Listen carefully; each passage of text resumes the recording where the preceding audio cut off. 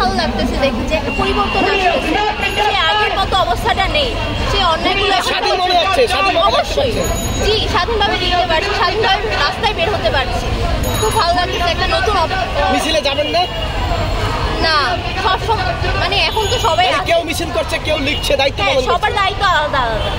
এখানে কিন্তু একসময় উত্তপ্ত একটি পরিবেশ ছিল এবং রণক্ষেত্র হয়ে গেছিল এই ভিসি চত্বরে, সেগুলো স্মরণে আপনারা আসলে কি করতে চান? আমার দায়িত্ব হিসেবে আমি এখন আত্মীয় করতেছি, অন্যরা তাদের মতামত ইন্টারনেটে লিখতেছে, অনেকে আন্দোলন করতেছে, সবাই নিজের মতো করে নিজের কাজ করতেছে। ইতিমধ্যে দেখছেন আসলে একসময় এখানে ভিসি চত্বরে আপনারা দেখেছেন উত্তপ্ত একটি পরিবেশ ছিল এবং পুলিশ সহ কিন্তু সশস্ত্র বাহিনীর নানা হস্তক্ষেপ আমরা লক্ষ্য করেছি, যার জন্য কিন্তু অনেক শিক্ষার্থীরা কিন্তু ইতিমধ্যে বিভিন্ন প্রতিবাদী আইন কিন্তু আসছে, যেমনটা আপনারা দেখতে পাচ্ছেন।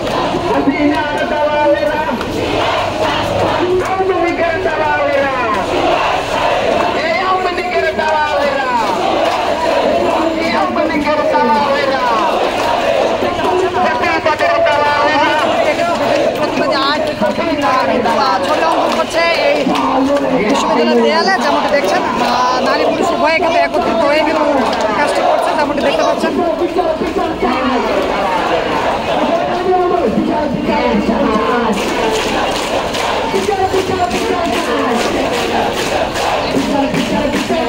নিজেকে কঠিন জীবনে অভ্যস্ত করা, কারণ বিলাসিতা চিরস্থায়ী হয় না। বিভিন্ন রকমের শিক্ষণীয় ছবি কিন্তু অঙ্কন করছে, যেমনটি দেখছেন।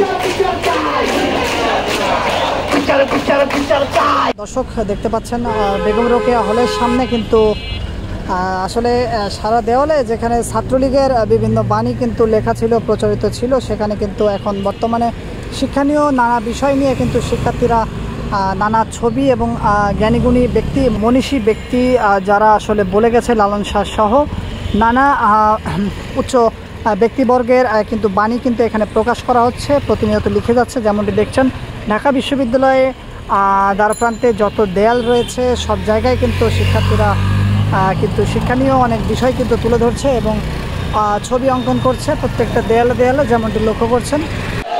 দর্শক আপনারা দেখছেন সাবেক প্রধানমন্ত্রী শেখ হাসিনাকে আবারও বিচারের আওতায় আনতে কিন্তু আবারও কিন্তু রাজপথে নেমে পড়েছে শিক্ষার্থীরা, যেমনটি দেখছেন।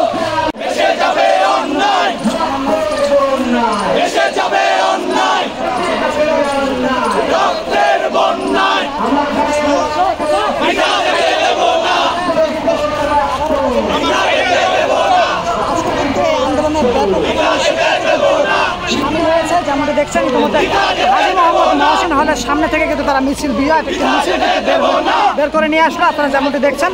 এবং পিছনে লক্ষ্য করে দেখবেন আরও ব্যাপক পরিমাণ শিক্ষার্থী কিন্তু আজকে এই আন্দোলনে কিন্তু হাজির হয়েছে। সরাসরি যুক্ত ছিলাম ঢাকা বিশ্ববিদ্যালয়ের দ্বারপ্রান্ত থেকে।